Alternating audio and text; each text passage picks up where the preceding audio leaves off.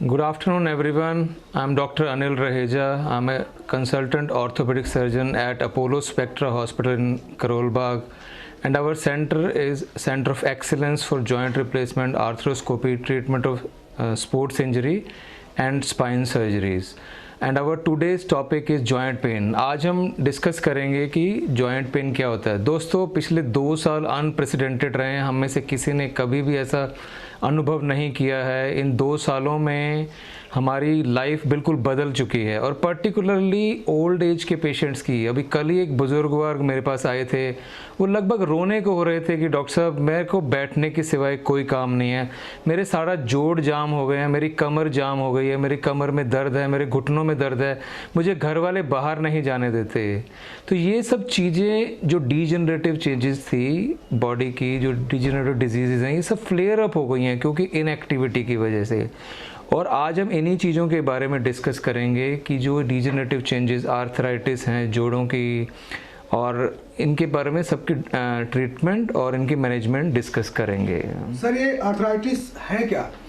Arthritis एक तरह की डिजीज़ है जिसमें कि, जैसे मैं आपको ये घुटने का एक एग्जांपल देता हूँ। ये घुटने की बोन का मॉडल है। ये फीमर है, अपर थाई बोन, ये टिबिया है, नीचे की लेग की बोन। इनके बीच का जो जॉइंट है, इसमें बहुत स्मूथ आर्टिकुलर कार्टिलेज होता है जो कि ग्लाइडिंग में हेल्प करता है, और बिल्कुल लो फ्रिक्शन हमारे जॉइंट ग्लाइड करते हैं।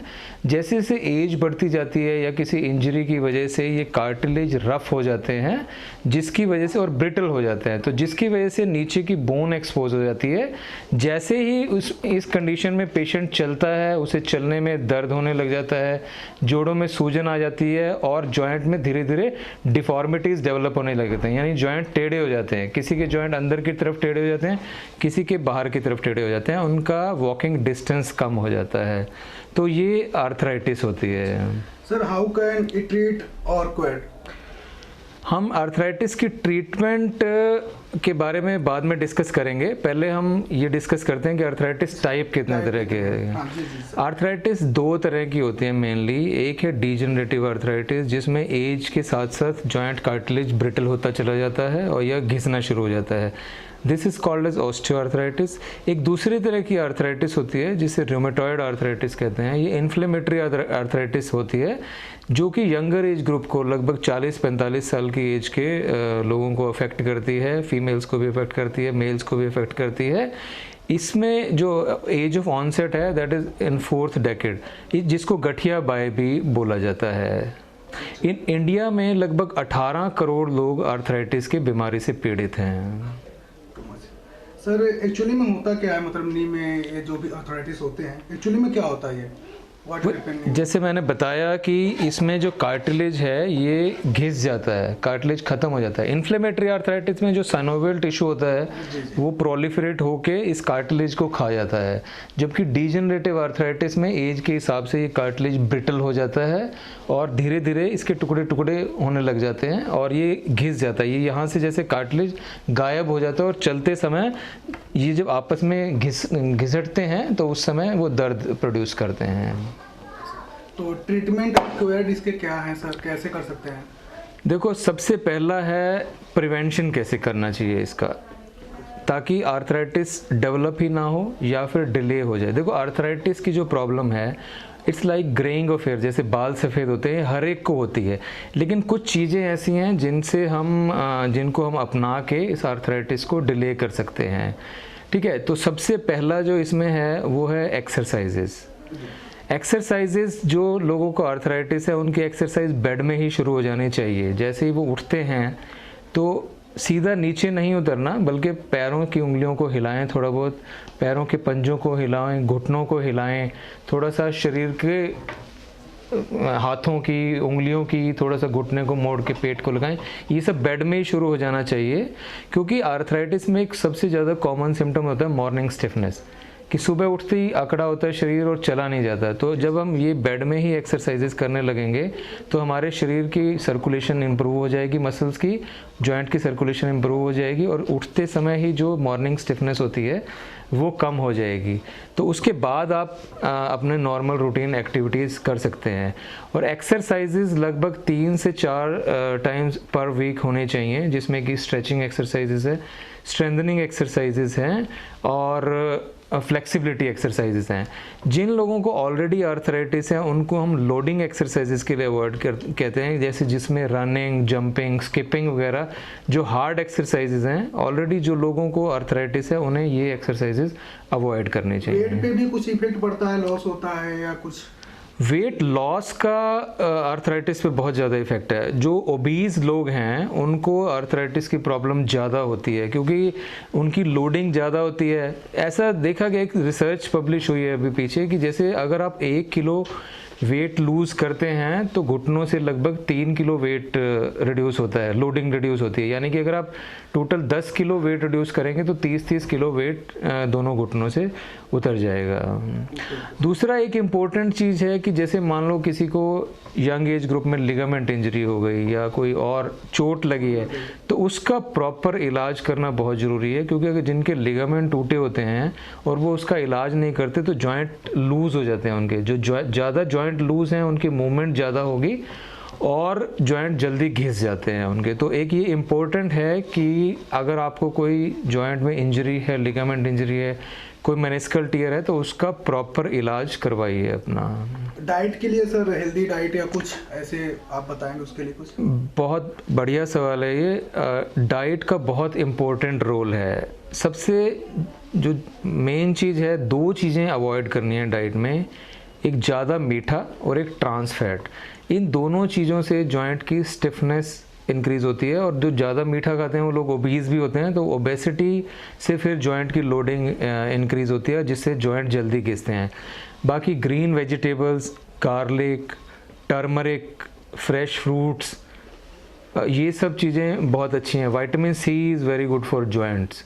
तो ये चीज़, और and you should take lot of water. जो सर्दियों में क्या होता है, नॉर्मली लोगों का वाटर इनटेक कम हो जाता है जिसकी वजह से जॉइंट स्टिफनेस बढ़ जाती है। तो जो लोग ज़्यादा इन लोगों को चाहिए कि अपने शरीर को हाइड्रेटेड रखें, ज़्यादा पानी पिएं, लिक्विड ज़्यादा लें, जूसेस ले सकते हैं, फ्रेश जूसेस ले सकते हैं, पानी, नींबू, शिकंजी वगैरह ये सब ले सकते हैं, जिससे कि शरीर की हाइड्रेशन बनी रहे और उतनी ही स्टिफनेस कम होती है। तो सर, सर्दियों में जैसे है जॉइंट पेन के लिए कुछ अलग से ज़्यादा ख्याल रखना पड़ता है या जैसे नॉर्मल सारे सीजन्स होते हैं?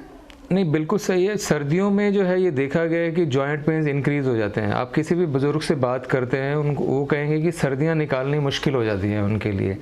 तो सर्दियों में basically you have to keep yourself warm. You should wear an extra layer of clothing. जैसे अगर मान लो आप पैंट पहनते हैं तो उसके नीचे भी आप वार्मर पहनिए, कुछ एक एक्स्ट्रा लेयर ऑफ क्लोथिंग जरूर होनी चाहिए। And take lot of warm liquids, जैसे चाय वगैरह ये सब ले सकते हैं, दूध वगैरह ले सकते हैं, और वार्म लिक्विड्स लेने से भी फ्लेक्सिबिलिटी इम्प्रूव होती है। सर, एक क्वेश्चन और था कि किस स्टेज पे आके हम सर्जरी के लिए हमें जाना पड़ता है? देखिए, हम नॉर्मली आर्थराइटिस को 3 हिस्सों में डिवाइड करते हैं, mild, moderate and severe. Mild cases में हम लोग ओकेजनल पेन किलर देते हैं इनको, प्लस लुब्रिकेशन की आजकल बहुत सारी मेडिसिन हैं, डीजनरेटिव कोलेजन है, ग्लूकोजामिन, एमएसएम वगैरह हैं, ये सब चीज़ें देते हैं, प्लस रेगुलर एक्सरसाइजेज। तो 90% patients with mild arthritis can be treated by this manner. And weight loss also, weight अगर ओबीज हैं तो वेट लॉस उनको हमारी फर्स्ट रिकमेंडेशन होती है।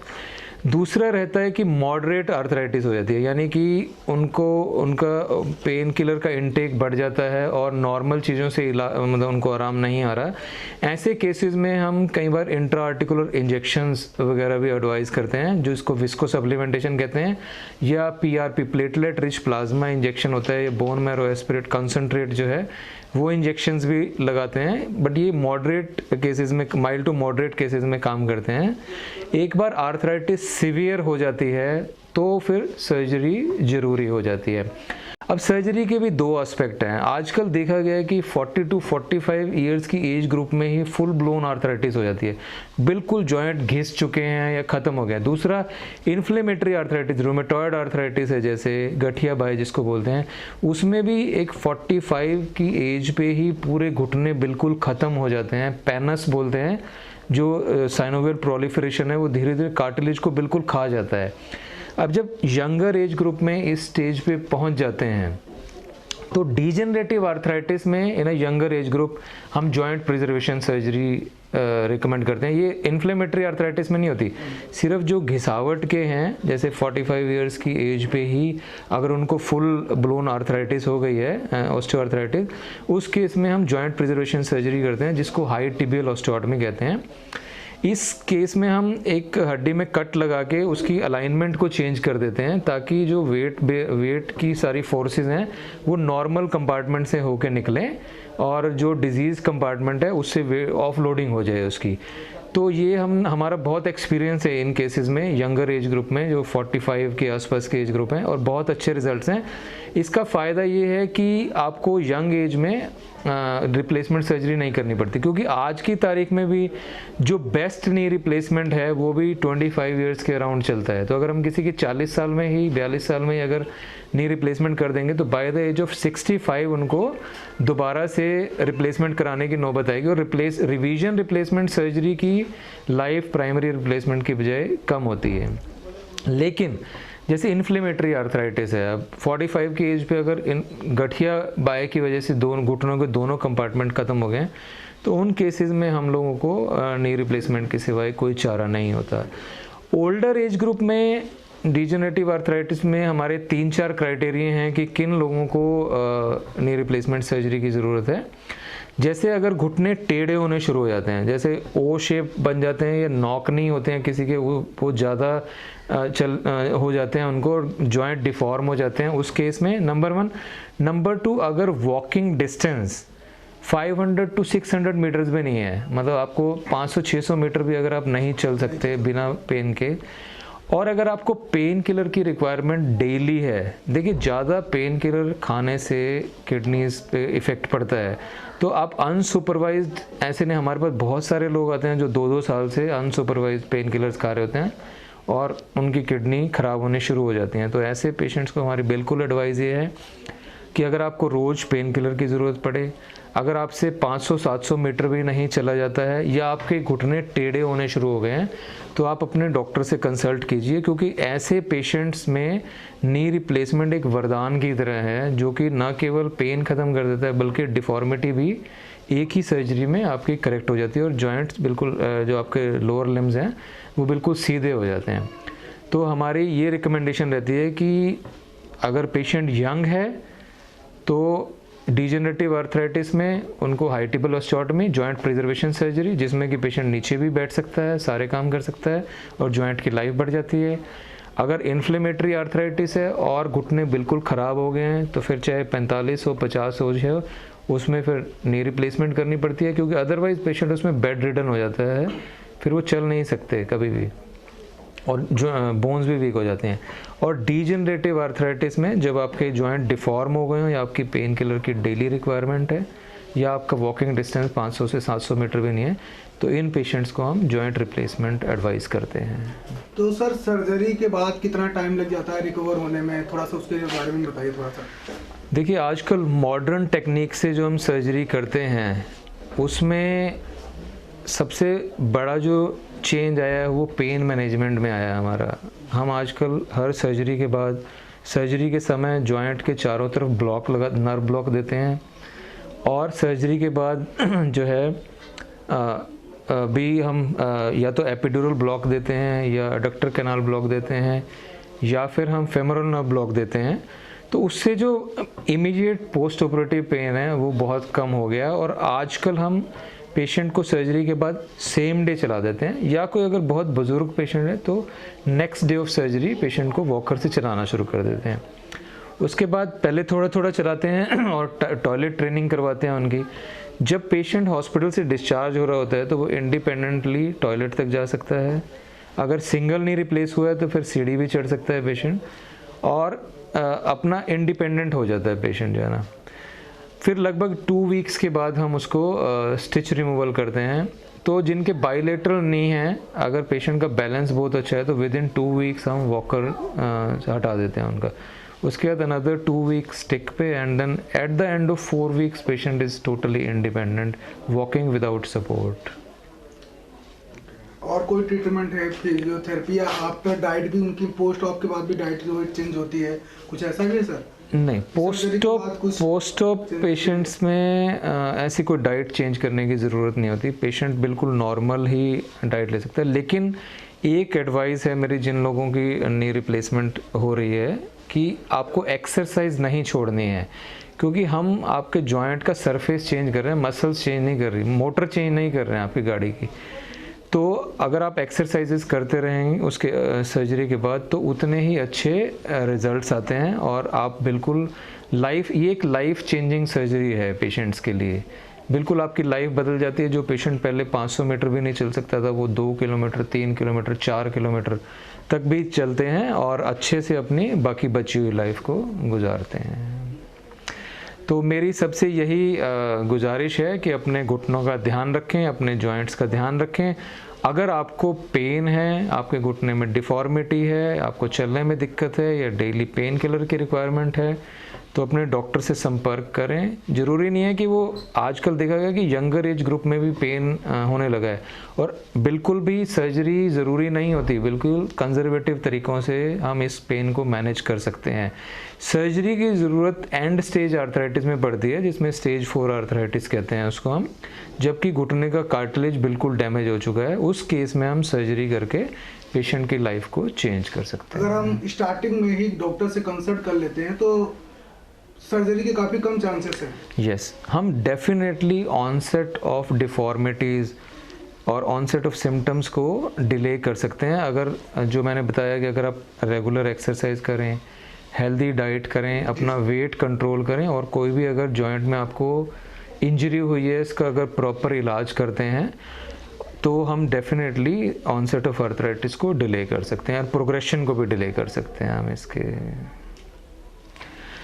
Thank you very much to everyone. ये हमारी आज की टॉपिक था जॉइंट पेन। आशा है आपको इससे कुछ ना कुछ फ़ायदा हुआ होगा। अगर आपके कोई क्वेश्चंस हैं तो आप हमें लिख सकते हैं। आप हमें फेसबुक पे ही अपने जो हमारा ये लाइव है इस पे आप अपने क्वेश्चंस टाइप कर सकते हैं, हम आपको उस पर रिस्पॉन्ड कर देंगे। उसके जो भी जवाब होंगे हम आपको भेज देंगे। Thank you very much.